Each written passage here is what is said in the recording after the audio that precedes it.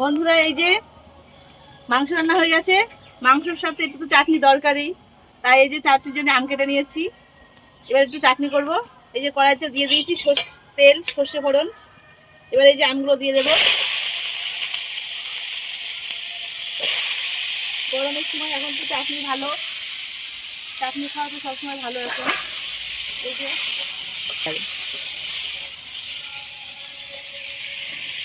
মাংসের পরে একটু চাটনি খেতে ভালোই লাগবে।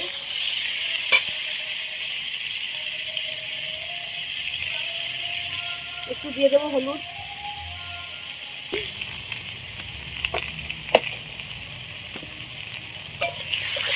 দিয়ে একটু নাড়াচাড়া করে নেবো।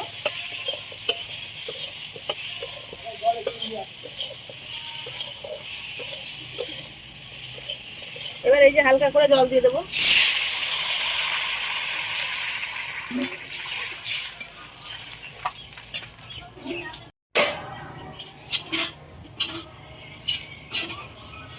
এই যে আমি এবার এই যে একটু ঝিঙে দিয়ে দেবো।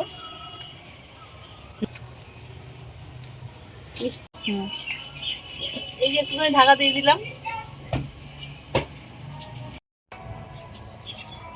এই যে বন্ধুরা, এই যে চাটনি হয়ে গেছে।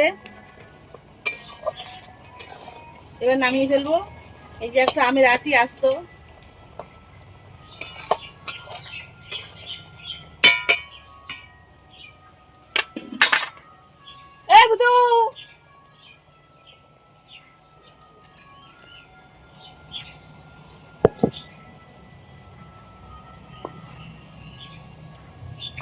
এই যে বন্ধুরা, চাটনি হয়ে গেছে। এবার টেস্ট করে দেখানো হবে আপনাদেরকে। চলুন টেস্ট করা যাক।